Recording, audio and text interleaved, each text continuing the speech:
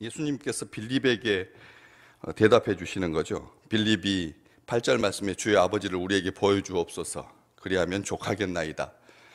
1절에는 예수님께서 오병이어의 기적 전에 빌립에게 어떻게 해야 되겠느냐, 어떻게 이 사람들을 먹일 수 있겠느냐 이렇게 먼저 질문하셨는데 오늘 이제 잠시 후면은 기도하러 가시고 또 잡히시고 또 죽임을 당하게 되시는 그런 주님께서 빌립에게 답을 하십니다. 빌립이 먼저 질문하고 예수님께서 답하는 거죠. 아버지를 보여달라고. 그랬더니 예수님께서 빌립아, 내가 이렇게 오래 너희와 함께 있으되 이렇게 대답을 합니다. 개인적인 질문인데, 빌립의 질문인데, 빌립의 그 질문은 공동체의 질문을 반영하고 있는 거죠. 그래서 주님께서 그걸 아시고 답을 하시는 겁니다. 빌립아, 내가 이렇게 오래 너와라고 하지 아니하고 너희와 함께 있으되 내가 나를 알지 못하느냐 이렇게 말씀하시면서 나를 본 자는 아버지를 보았거늘 어찌하여 아버지를 보이라 하느냐 이렇게 반문하십니다. 반문하시죠. 우리 주님의 이 질문은 많은 것을 함축하고 있습니다. 서운하다라고 하는 느낌도 있고요. 왜? 나를 본 자는 아버지를 보았는데 왜 아버지를 보이라고 하느냐? 이 말은 굉장히 당당한 말씀이죠. 이 세상에 아들로 살아가는, 자녀로 살아가는 모든 인생들이 이렇게만 말할 수 있다면 얼마나 행복하겠습니까? 부모에 대한 자부심도 있는 거고 또 자기 자신의 삶에 대한 자부심도 있는 것이죠. 그래서 이런 서운함과 당당함 그리고 질문 속에서의 가르침을 다 함축하고 있는 굉장한 질문입니다. 나를 본 자는 아버지를 보았거늘. 이 표현 바울이 골로새 교회에 편지하면서 우리 주님은 보이지 아니하는 하나님의 형상이다 이렇게 말씀하셨습니다. 그런 것처럼 우리 주님께서 아버지와 자기 자신을 늘 한결같이 동일시하셨던 것을 우리는 기억합니다. 이 7절 말씀에 너희가 나를 알았더라면 내 아버지도 알았으리로다. 바로 위쪽에도 이제부터는 너희가 그를 알았고 또 보았다 이렇게 말씀을 하셨습니다. 애매한 말씀이라고 했습니다. 차라리 그냥 하나님을 알았고 또 보았느니라 이렇게 말씀하시지 아니하고 그를 알았고 자기 자신을 나를 알았고 또 보았느니라 이렇게 말씀하시지 아니하고 그를 알았고 또 보았느니라 이렇게 말씀하셔서 굉장히 제3자의 입장에서 정확하게 너희가 본 것은 바로 하나님이고 또 나다라고 하는 것을 함축하고 있는 그런 표현인 것이죠. 앞쪽에 요한복음 10장의 30절에 나와 아버지는 하나다 이렇게 분명하게 말씀하셨고요. 또 요 지금 14장인데 12장에도 보면 나를 믿는 자는 나를 믿는 것 아니라 나를 보내신 이를 믿는 것이고 나를 본 자는 나를 보내신 이를 보는 것이다.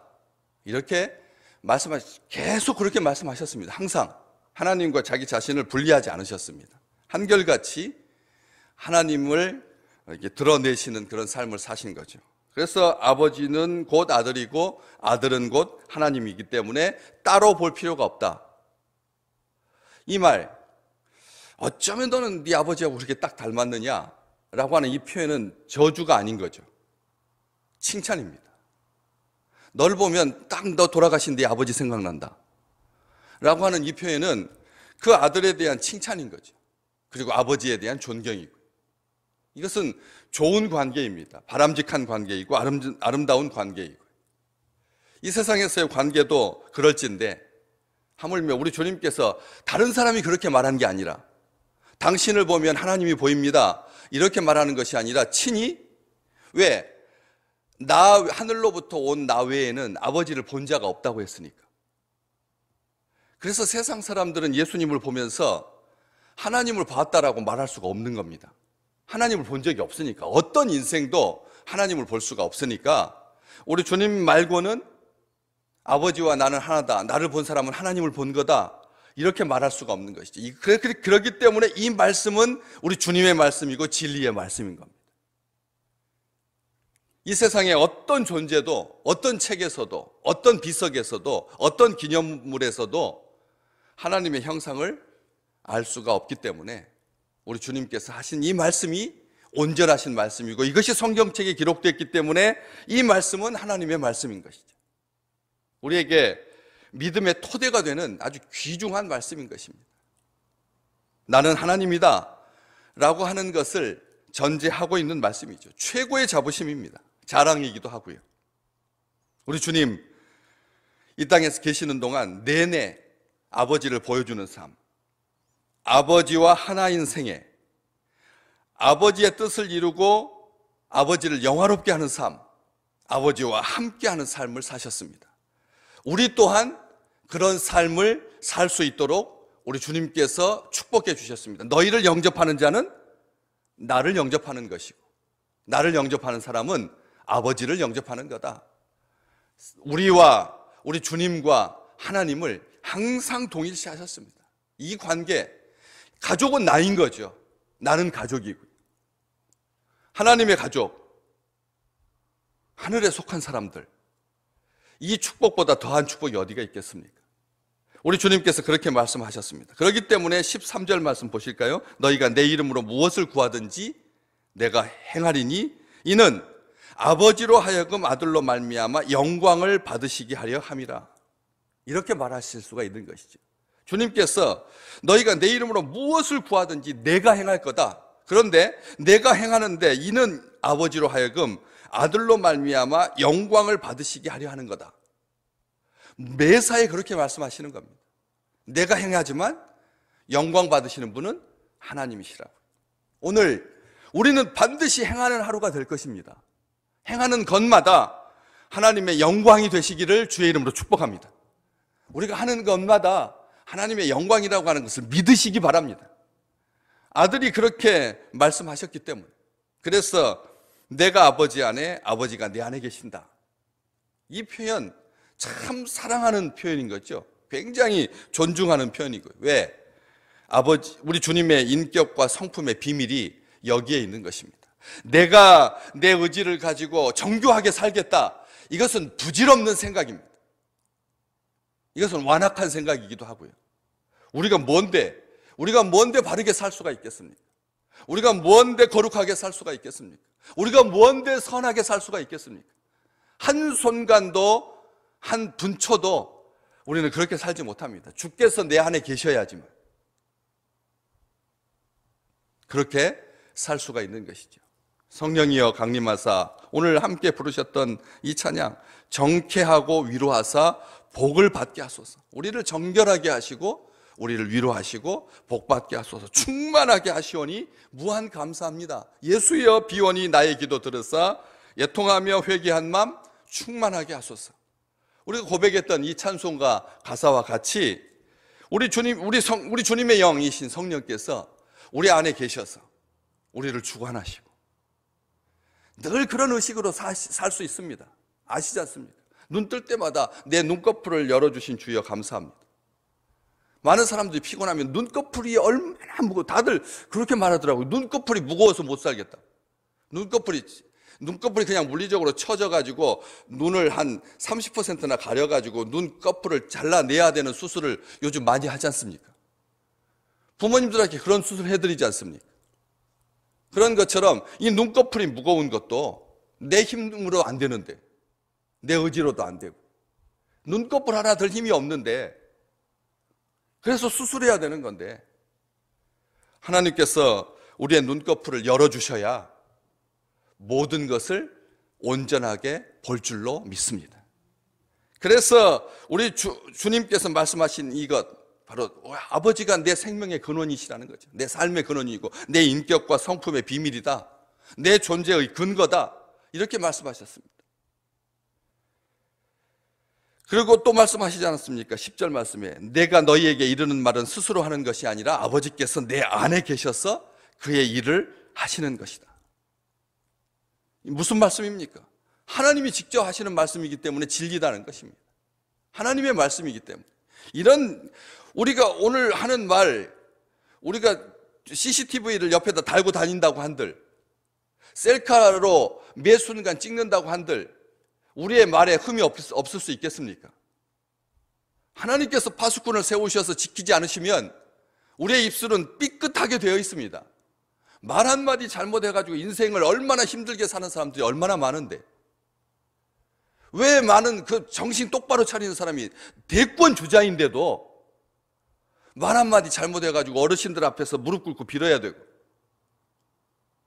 자기 평소에 숨겨졌던 감정이 그대로 드러나는 것이니까.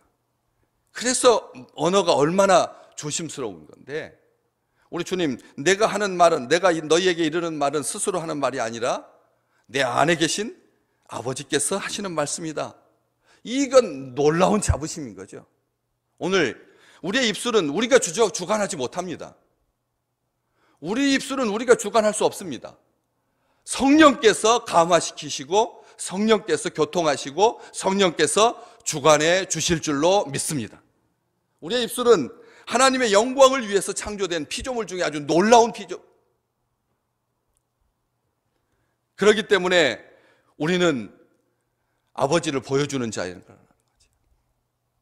우리의 행위를 통해서, 우리가 하는 말을 통해서, 그 사람이 어떠하다 그러면 그 사람의 말을 보면 알 수 있듯이 그 행위를 통해서 아버지를 보여주느냐, 이것이 관건이고 이것이 문제인 것이죠. 세상 사람들은 하나님을 못 봅니다.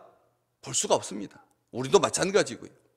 그렇지만 교회를 통해서 하나님을 봅니다. 교회들이 어떻게 살고 있는가, 이 상황 속에 지금 다 편안하게 살고 싶어하고 쉽게 살고 싶고 너무 오랫도록 힘드니까 사람들이 이제 무의식 중에 이런 것 아시잖아요. 독감처럼 이게 만성이 되어서 이 지구촌의 질병으로 자리 잡을 거다. 에볼라하고 사스는 들어와서 면역 항체가 생겨가지고 1년을 가는데, 이번 코로나 바이러스는 항체가 1년을 못 간다는 거예요. 그러니까 예방주사 백신이 개발되어도 그건 맞고 1년을 못 넘기는 거예요. 매년 맞아야 되는 거지. 이런 상황이 되었습니다. 그렇기 때문에 감기처럼 독감처럼 우리 곁에 있을 거라는 거예요. 그럼 언제까지? 우리 죽을 때까지 계속 이런 식으로 이제 일정한 맨날 1m, 2m 거리 두고 두 번째 파도, 세 번째 파도, 네 번째 파도 올 때마다 거리 좁히고 경제 문 닫고 그럴 수는 없지 않습니까? 이런 상황 속에서 교회가 보여주는 거죠. 정부의 시책에 매 사사건건 반대하면서 모이지 말라는데 모이고 소리 지르지 말라는데 소리 지르고, 같이 가서 가까이 밀접해서 먹지 말라고 하는데 같이 모여서 먹을 수는 없지 않습니까? 교회가 그렇게 순종하고 있습니다. 잘 따르고 있습니다. 위에 있는 권세에 복종하고 있습니다. 옳아서가 아닙니다. 무엇 때문에 그렇습니까? 아버지의 영광을 위해서 그런 것뿐이죠. 우리가 실력이 모자라서 우리가 비굴하게 그렇게 하는 게 아니지 않습니까? 세상은 교회를 통해서 하나님을 봅니다. 우리는 교회입니다. 주님께서 사울에게, 예수 만나기 전 사울에게 뭐라고 말씀하셨습니까? 사울아, 사울아, 네가 어찌하여 나를 핍박하느냐?